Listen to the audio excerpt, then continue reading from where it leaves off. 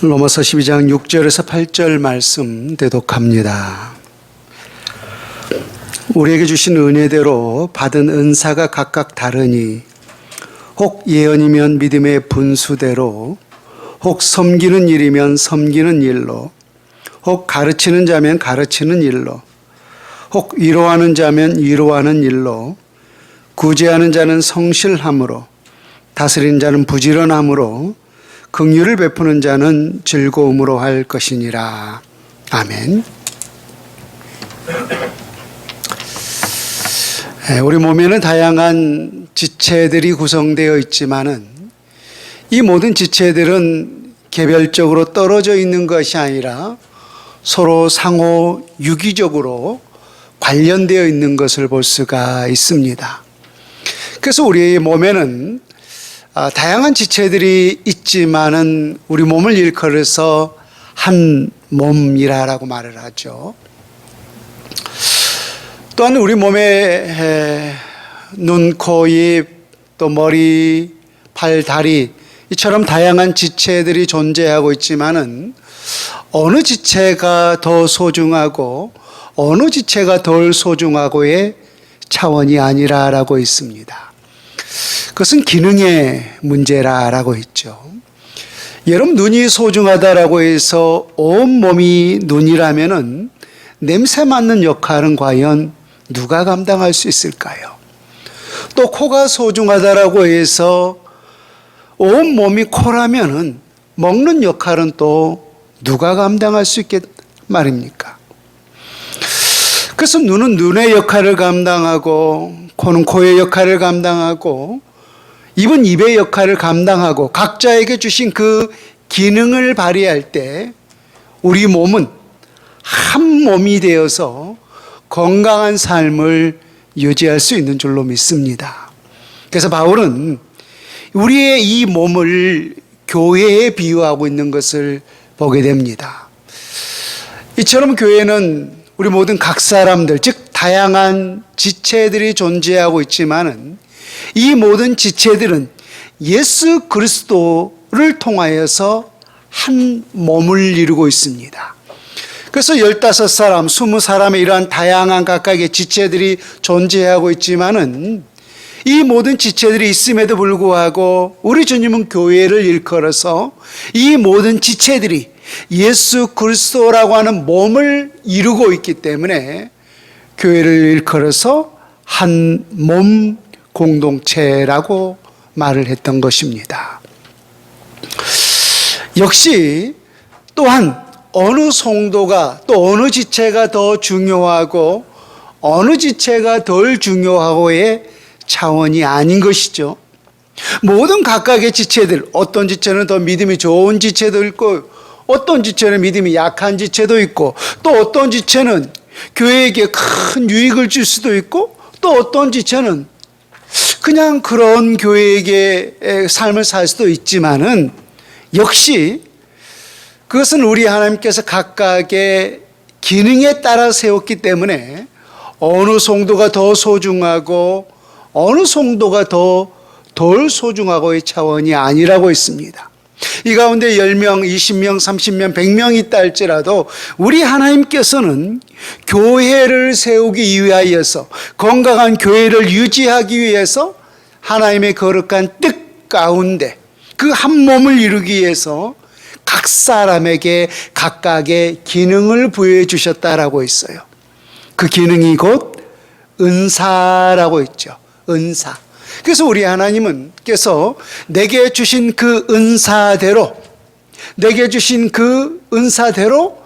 내게 맡겨진 일에 최선을 다하고 충성할 때 우리 교회는 하나님이 기뻐하는 건강한 교회 삶을 유지할 수 있는 줄로 믿습니다.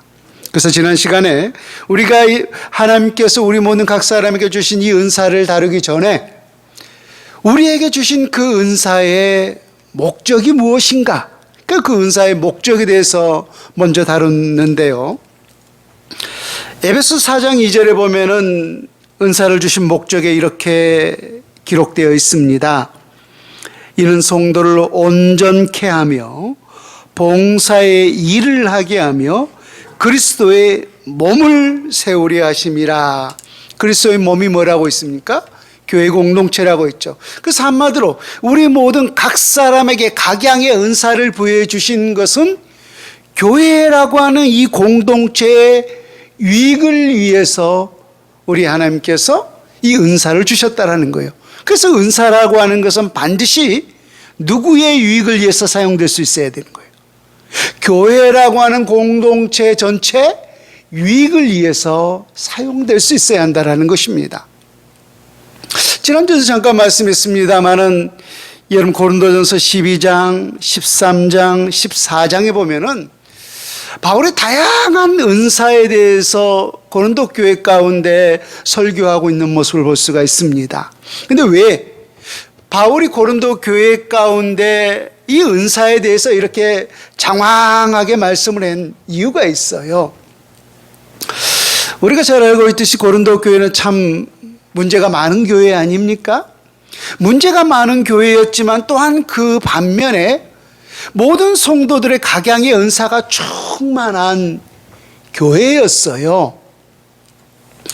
그런데 안타까운 것은 우리 하나님께서 각 사람에게 주신 그 은사를 주신 목적대로만 잘 사용했으면 어떤 교회보다 더 능력 있고 힘 있고 건강한 교회의 삶을 살아갈 수 있을 터인데 안타깝게도 그러지를 못했던 거예요. 다시 말하면 은사를 주신 목적이 뭐라고 했습니까? 그리스도의 몸을 세우려 하심이라. 건강한 교회를 세우기 위해서 우리 하나님께서 그 은사를 주셨는데 어느새 어떤 고린도 교회 성도들은 그 은사를 자기의 유익의 방패로 삼았던 거예요. 자기 유익을 위해서 사용했던 거예요. 그러다 보니까 그 은사에 서로 간에 우열을 가지고 있었던 거예요. 우열을. 무슨 말이냐면은 네가 받은 은사보다 내가 받은 은사가 더 좋은 거야. 당신이 받은 은사보다 내가 받은 은사가 더 우월한 거야. 그래서 어떤 성도가 받은 은사가 더 우월하고 어떤 성도가 받은 은사는 더 열등하고 우열을 가리고 있었던 거예요. 여러분 아까도 말했지만은 우리 얼굴에서 눈이 소중한 거예요? 코가 소중한 거예요? 입이 소중한 거예요? 이건 소중함의 정도를 따진다면은 다 소중한 것 아닙니까? 이것은 소중하고의 차이가 아니라 기능의 차이인 거죠. 눈은 볼 수 있는 기능, 코는 냄새 맡는 기능, 입은 먹을 수 있는. 그래서 이 모든 각각이 기능을 발휘할 때 우리가 삶을 살 수 있는 것 아닙니까? 은사도 같은 의미라는 거예요.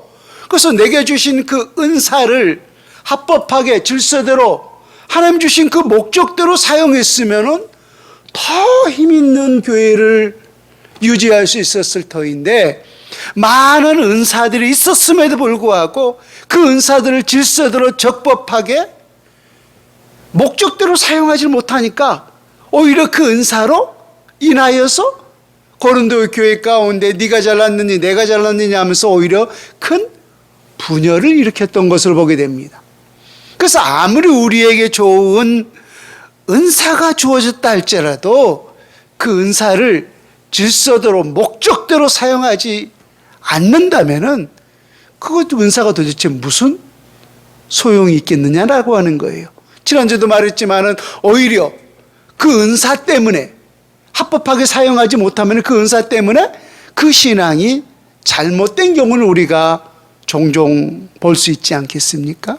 그래서 어떠한 은사라도 이건 우열을 가릴 수 있는 것이 아니라 그것은 기능의 차이일 뿐인 것이고 또 어떠한 은사라도 자기의 유익을 위함이 아니라 그리스도의 몸을 세우는데 교회의 유익을 세우는데 우리 모두는 사용해야 할 줄로 믿습니다.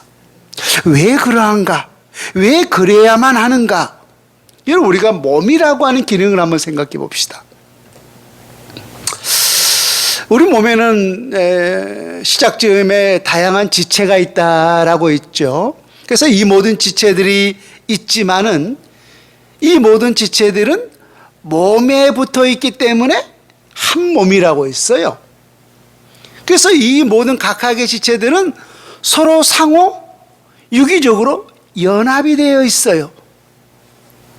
그래서 그렇게 연합이 되어 있을 때만이 그 기능을 발휘할 수 있는 거죠. 무슨 말이냐면, 제이야, 내 눈에서 떨어져 있으면 그 눈이 볼 수 있을까 없을까? 없죠. 그 말인 거예요.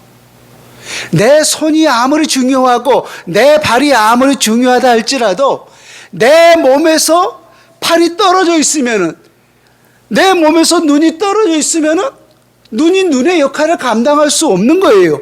손이 손의 역할을 감당할 수 없고 발이 발의 역할을 감당할 수 없다라는 거예요. 그래서 내 몸에 아무리 소중한 지체라 할지라도 그 모든 지체는 어디에 붙어 있을 때, 내 몸이라고 하는 이 한 몸에 붙어 있을 때만이 그 모든 기능을 발휘할 수 있다라는 거예요.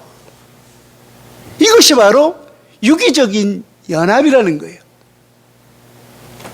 은사도 마찬가지라는 거예요. 은사도 아무리 하나님께서 내게 뛰어난 그 은사를 줬다 할지라도 그 은사는 반드시 어디 안에서 발휘될 수 있어야 하는 거예요.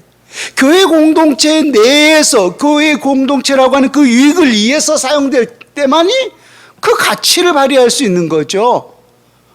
아무리 좋은 은사가 있다 할지라도 교회를 떠나서 설령 그 은사가 발휘된다 할지라도 혼자 떠나서 있으면 그게 무슨 가치가 있는 거예요? 무슨 유익이 있는 거예요?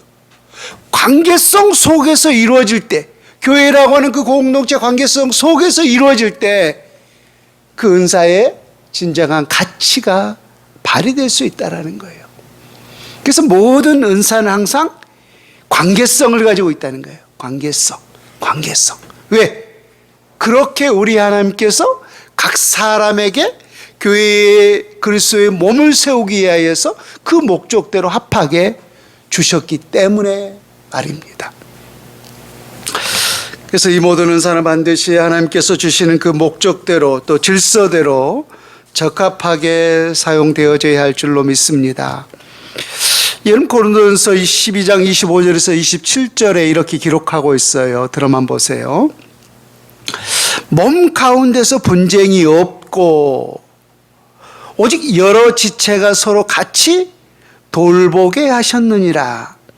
만일 한 지체가 고통을 받으면 모든 지체가 함께 고통을 받고 한 지체가 영광을 받으면 모든 지체가 함께 즐거워하느니라. 너희는 그리스도의 몸이요 지체의 각 부분이라 라고 있어요. 그렇죠? 우리 몸의 어느 한 부분이 아프면은 그 부분만 아픈 것이 아니죠. 실상 온 몸이 아파요. 심지어 한 부분이 아프면 그 아픈 부분 때문에 내 온몸이 죽기까지예요. 교회가 그와 같다라는 거예요. 교회가. 그래서 한 지체가 아프면은 내 온몸이 아프듯이 한 형제가, 한 자매의 아픔이 있다면은 온 교회가 함께 아파하고 슬퍼해야 되고, 또 내 몸이 기쁘면은 내 몸 어느 한 부분만 기쁜 것이 아니라 내 몸 전체가 기쁜 것 아닙니까? 마찬가지로 한 지체의 기쁨과 즐거움이 있다면 그 영광을 온 성도들이 같이 누릴 수 있게 된다는 거예요. 이러면 이것이 바로 하나님이 기뻐하는 한 몸 공동체인 교회의 참된 모습인 줄로 믿습니다.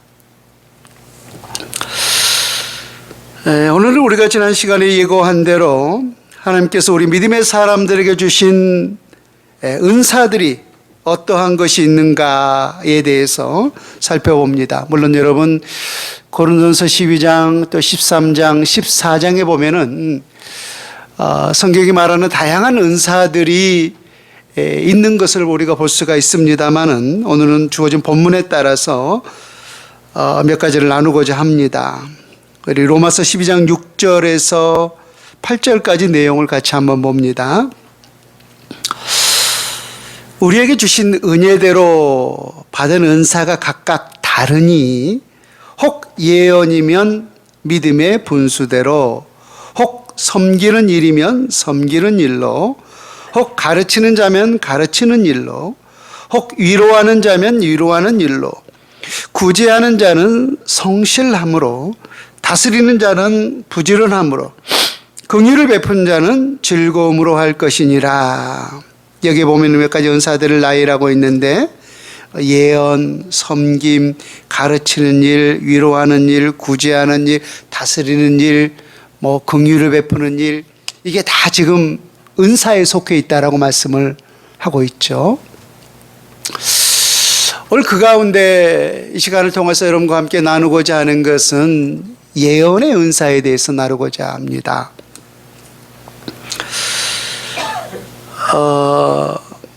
12장 6절에 보면은 우리에게 주신 은혜대로 받은 은사가 각각 다르니 혹 예언이면 믿음의 분수대로 하라라고 했어요.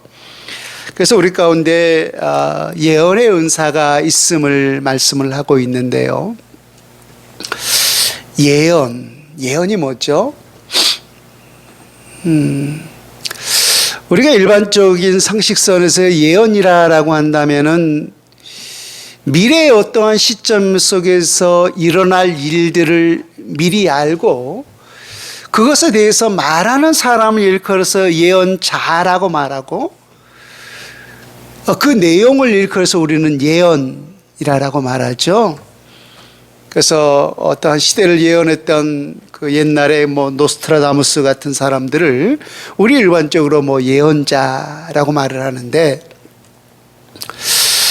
그러나 성경에서 말하는 그 예언의 기준은 조금 다릅니다. 미래의 어느 시점에 일어날 일들을 단지 이야기하는 것, 그것에 우리는 예언에 국한되고 있는데 성경에서 말하는 예언은 무엇인가? 우리 그 예언의 정의를 우리가 함께 찾아보고자 하는데요. 이 예언의 정의에 대해서 베드로 사도가 정확히 우리 가운데 말씀을 해주고 있습니다.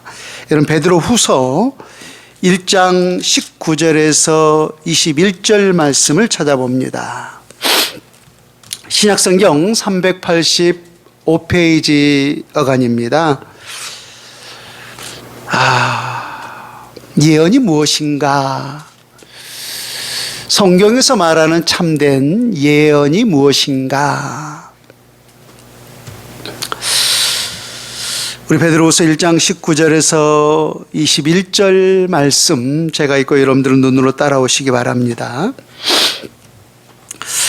또 우리에게는 더 확실한 예언이 있어 어두운 데를 비추는 등불과 같으니 날이 새어 샛별이 너희 마음에 떠오르기까지 너희가 이것을 주의하는 것이 옳으니라. 먼저 할 것은 성경의 모든 예언은 사사로이 풀 것이 아니니 예언은 언제든지 사람의 뜻으로 낸 것이 아니요 오직 성령의 감동하심을 받은 사람들이 하나님께 받아 말한 것이라. 아멘. 먼저 예언의 역할이 무엇인가? 예언의 역할을 보게 되면은 어두운 데를 비추는 등불과 같아. 어두운 데를 비추는 등불과 같은 그 역할을 하는 것이 바로 예언이라고 있어요. 그래서 아까 우리가 기도하기 전에 사사시대 때 보면은 하나님의 말씀이 희미하여 보이지 않더라라고 있잖아요. 하나님 말씀 자체가 빛이잖아요. 그래서 그때가 바로 흑암시대였어요.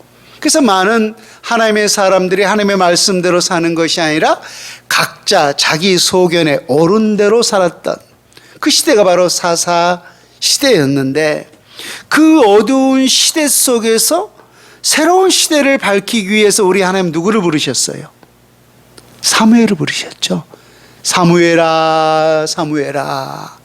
하나님의 그 음성이 제사장에게도 들리지 않았어요. 오직 누구에게?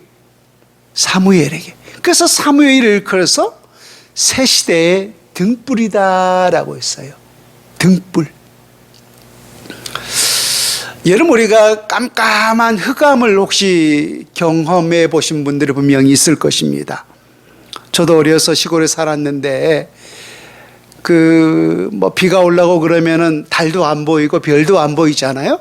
그래서 그런 밤을 우리가 뭐 같아요? 칠흑 같아요. 칠흑 같다.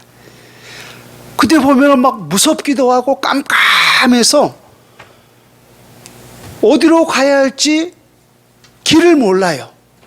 그래서 길을 밝히기 위해서 우리 손에 뭐가 들려져 있습니까? 등불이 들려 있는 거죠. 등불.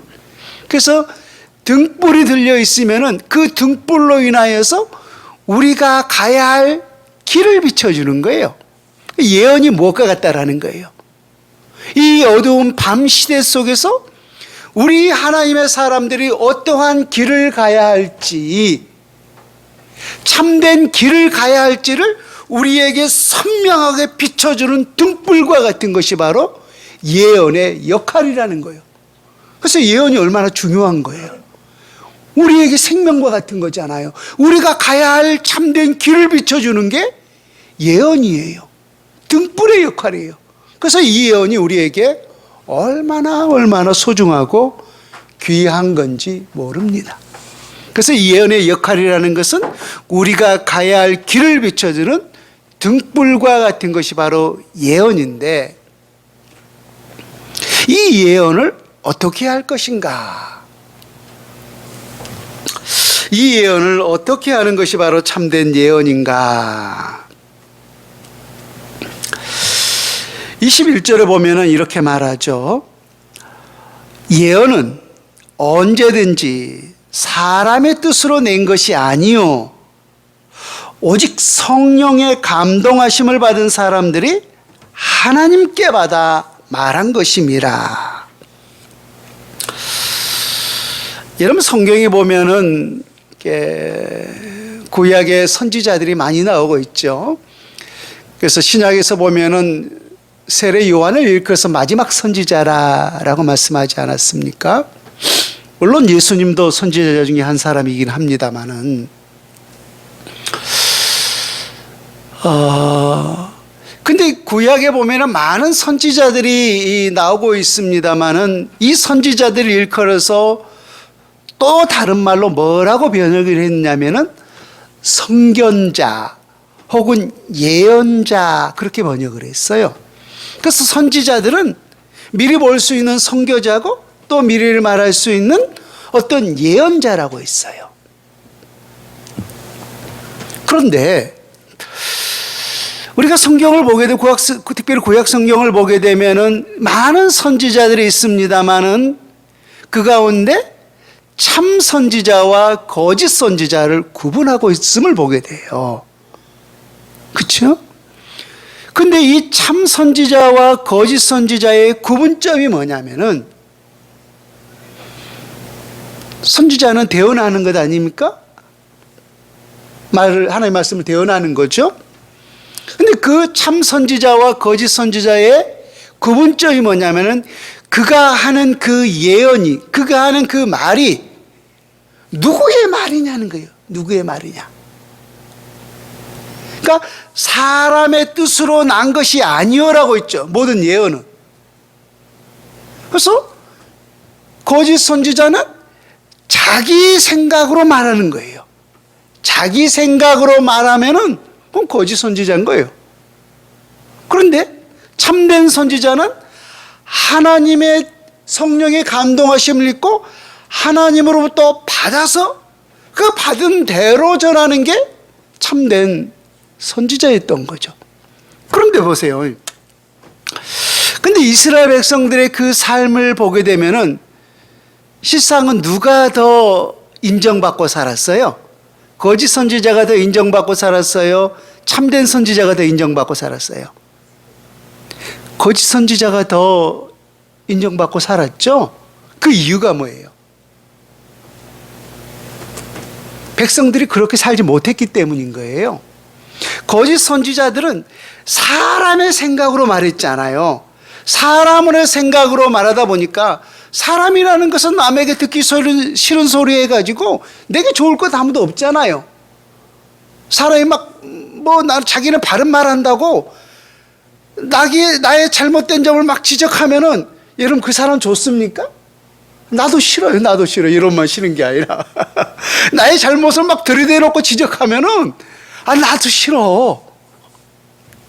근데 거짓 선지자는 그랬단 말이에요. 사람의 생각을 가지고 너희에게 좋은 일이 있을 것이다, 하나님이 너희들을 축복할 것이다. 아니, 하나님의 축복을 받지 못한 삶을 살았음에도 불구하고 사람의 생각을 가지고 그들에게 축복을 한다면은 그것이 어찌 하나님의 뜻이겠느냐는 거예요. 참된 선지자는 너희들이 이처럼 죄악으로 얼룩져있고 너희 손에 피가 가득하고 너희들이 하나님의 말씀을 떠나고 우상을 섬기니까 너희들은 저 원수인 바벨론의 포로로 끌려갈 것이다. 너희들이 엄청난 하나님의 저주가 있을 것이다 라고 말을 했는데, 우리가 백성의 입장이면 솔직히 누구의 소리가 우리에게 더 듣기 좋겠어요? 우리에게 축복해 주는 소리가 더 좋지 않겠습니까? 그래서 보면은 늘 거짓 선지자들은 백성으로부터 늘 존경을 받고 참된 선지자들은 오히려 뺨을 맞고 구덩이에 갇히고 늘 고난을 당했던 그 실상의 모습을 우리가 보게 돼요. 그래서 사도 바울도 여러분 보세요. 내가 누구를 기쁘게 할까? 내가 사람을 기쁘게 할까? 하나님을 기쁘시게 할까? 늘 그 사이에서 놓여있다라고 말씀하지 않았습니까? 그래서 참된 예언의 말씀은 사람의 뜻으로 난 것이 아니라, 사람의 생각을 말하는 것이 아니라 성령의 감동하심을 입고 하나님으로부터 받아서 말한 것이 뭐라는 거예요? 참된 예언이라는 거예요. 예언. 그러므로 여러분, 예언이라고 하는 것은 단순하게 어떠한 미래를 알아맞히고 미래에 어떻게 될 것이다 라고 하는 그 내용을 말하는 것이 아니라 하나님 말씀 자체를 예언이라고 했고, 하나님의 그 말씀이 어떻게 우리 가운데 이루어질 것인가를 하나님의 뜻을 받아서 백성들 가운데 전파하는 자를 일컬어서 예언자라고 했던 거예요. 그러고 본다면 저는 지금 여러분들 가운데 뭐 하고 있는 거예요? 예언하고 있는 거죠. 예언하고 있는 거예요.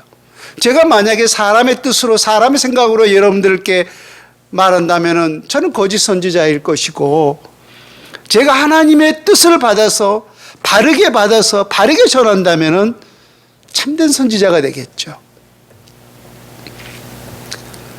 사람이 그것을 좋게 받느냐 아니면 기분 나쁘게 받느냐에 상관없이 말입니다.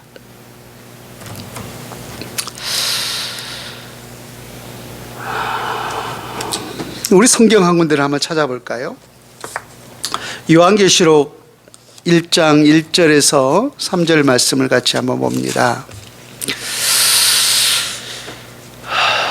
요한계시록을 일컬어서 우리가 보통 예언서로 분류하죠.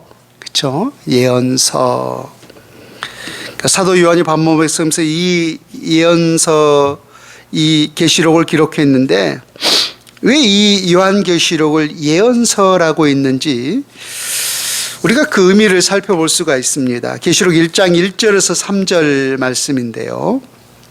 제가 읽습니다. 예수 그리스도의 계시라. 이는 하나님이 그에게 주사 반드시 속히 일어날 일들을 그 종들에게 보이시려고 그의 천사를 그 종 요한에게 보내어 알게 하신 것이라. 요한은 하나님의 말씀과 예수 그리스도의 증거 곧 자기가 본 것을 다 증언하였느니라. 이 예언의 말씀을 읽는 자와 듣는 자와 그 가운데 기록한 것을 지키는 자는 복이 있나니 때가 가까움이라 라고 했어요. 1장 1절에 보면 예수 그리스도의 계시라라고 하면서 이 계시록의 전달 과정이 기록되어 있어요. 하나님이 그에게 주사라고 했어요. 하나님이 그에게 주사. 여기서 그는 누구예요? 예수님이죠. 예, 예수님이에요. 그러니까 예수님이 또 천사들을 통하여서 누구에게? 세례 요한에게 줬죠. 그래서 세례 요한에게 주신 이유는 뭐예요? 누구에게 주라고? 각각의 7 교회의 종들에게 그 말씀을 주라고. 그러면 또 그 종들은 누구에게 선포하라고? 백성들에게 이 말씀을 선포하라고 주신 거예요. 그래서 사도 요한은 환상 중이었죠. 이 환상 중에 다 일어난 거 아닙니까? 계시록 4장 1절에 보면 이리로 올라오라 라고 하늘 문이 열리면서 그 하늘의 환상을 보지 않습니까? 그래서 4장부터 이 마지막 시대, 종말 시대 때 이 땅에서 일어날 이 모든 일들을 환상을 통하여서, 상징을 통하여서 보여준 거예요. 그래서 사도 요한이 본 대로, 들은 대로 이 모든 것을 그대로 기록하잖아요. 그대로 기록해요. 어느 거 하나 빠졌어요? 빠지지 않았어요? 빠지지 않았어요. 덧붙여서 덧붙이지 않았어요. 덧붙이지 않았어요.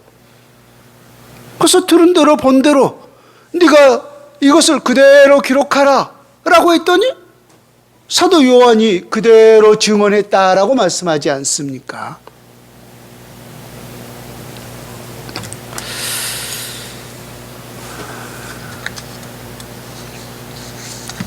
계시록 22장 18절과 19절 처음과 마지막을 한번 볼게요. 계시록 22장 18절과 19절을 한번 보십시오.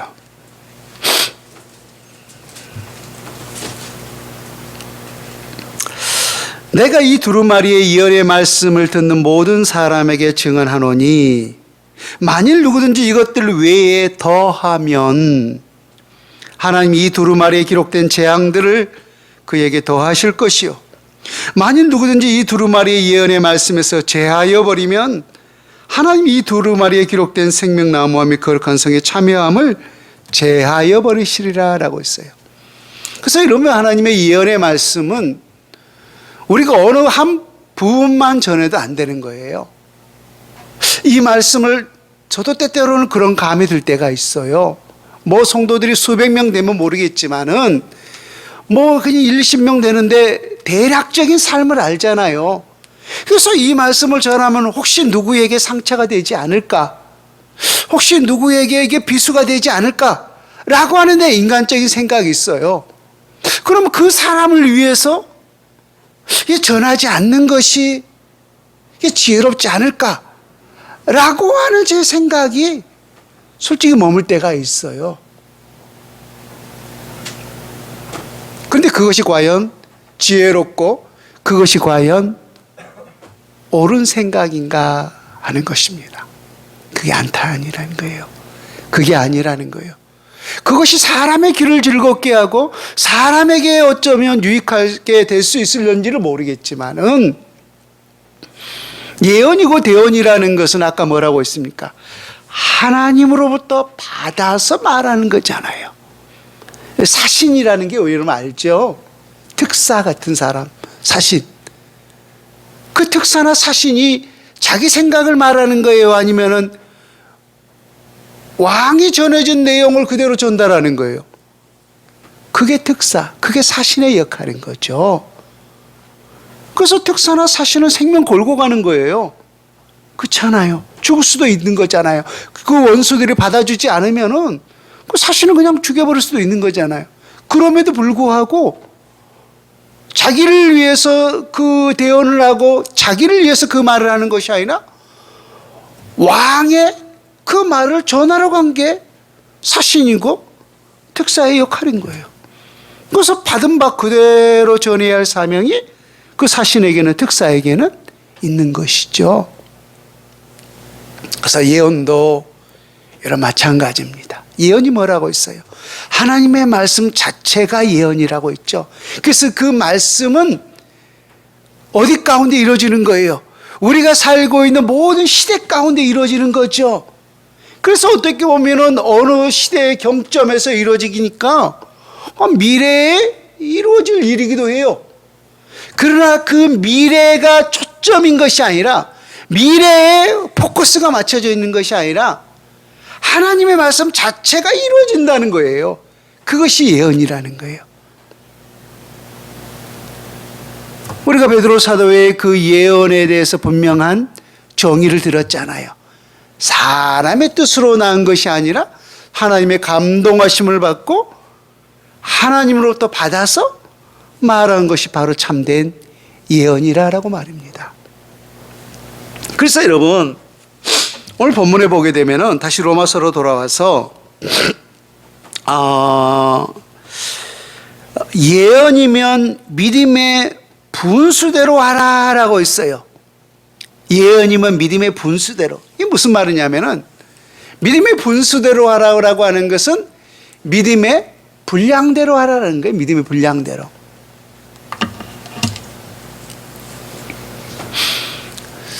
아마 이곳에 앉아있는 우리 많은 성도님들은 또 신앙생활을 대부분 또 오래 하셨고 또 제가 봤을 때 또 그러한 하나님의 은혜가 있는 사람들이기 때문에 제가 설교한 이 모든 내용들을 충분히 이해하고 또 마음에 새기고 저는 받아들였으리라고 믿습니다. 그런데 어린 초등학생들이나 혹은 처음 신앙에 들어온 사람들이 이러한 설교의 내용을 들은다면은 멍 때릴 거예요. 왜? 은사란 말 자체도 낯설고 이 내용 자체가 뭔 말인지를 몰라요. 분명히 목사라고 하시는 분이 한국말을 하기는 하는 것 같은데 들어도 들리지를 않는 거예요. 그게 뭐냐면 실상은 믿음의 분량인 거예요. 바울도 그랬잖아요. 내가 너희에게 뭘 먹이겠다고 했죠? 단단한 음식이라 했나요? 딱딱한 음식이라 했나요? 제가 이렇게 기억력이 자꾸 떨어집니다. 죄송합니다. 너희에게 젖으로 먹일 것밖에 없다라고 했잖아요. 아이들은 젖을 먹어야 되는 거잖아요. 그 어른들은 딱딱한 음식도 소화해서 먹히잖아요. 그게 결국은 각 사람의 믿음의 분량인 거예요. 그래서 말씀을 통하여서 어떤 사람들을 깨닫는데 어떤 사람들을 깨닫지 못하는 거예요. 그래서 예언이라고 하는 것은 하나님 말씀 자체가 예언인데 실상은 이 모든 은사들은 저는 우리 모든 믿음의 사람들에게 다 주셨다라고 저는 믿습니다. 왜? 여러분들 마음속에 하나님의 말씀이 새겨져 있잖아요. 그럼 주의 성령께서 그러한 은사들을 여러분에게 주신 거예요. 그래서 내게 주신 만큼, 그 주신 분량만큼 예언하라는 거예요. 단순하게 어떤 미래를 말하는 것이 아니라 하나님의 말씀이 이러한 시대 속에서 이렇게 이루어집니다. 하나님의 뜻이 이렇게 이루어집니다. 라고 선포하는 것이 예언인 거예요. 예언. 그러니까 우리가 단순하게 미래 저 잘 될 것 같습니까? 못 될 것 같습니까? 그러한 게 이 관념이 있기 때문에 우리가 예언하면 어디 누구 찾아가야 된다라고 하는 그런 생각을 가지고 있는 거예요. 우리는 성경대로 믿고 우리는 성경대로 살아야 되지 않겠습니까? 성경의 예언은 뭐라고 했어요? 베드로 사도가 분명히 말씀하잖아요. 사람의 뜻으로 난 것이 아니라 하나님의 감동하심을 받고 하나님부터 받아 말한 것입니다.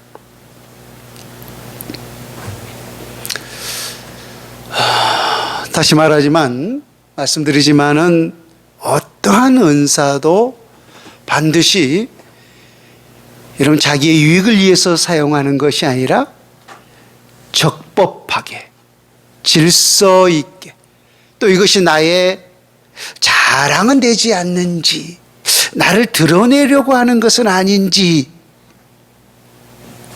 우리가 늘 조심스럽게 사용해야 될 필요가 있어요.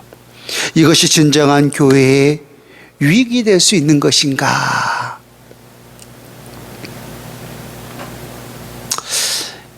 예전에 어떠한 분이 그 질서 있게 사용하지 못해서 제가 한 소리 했더니 그냥 그 다음부터 안 보이더라고요. 좀 안타까웠는데요. 우리 모두가 다시 한번 하나님께서 우리 모든 각 사람에게 예언의 은사들을 주셨음을 믿사옵고 내게 주신 그 믿음의 분량대로 내가 하나님의 말씀을 받은 대로 깨달은 대로 우리가 다른 사람들에게 영혼을 세울 수 있는 그런 예언을 우리가 할 수 있다면은 하나님 그것을 통하여서 이 시대를 밝힐 수 있는 등불과 같은 사람으로 우리 모두를 사용하실 줄로 믿습니다. 그런 시대의 등불의 역할을 감당할 수 있는 예언자가 될 수 있기를 주 예수님의 이름으로 축원을 드립니다. 아멘.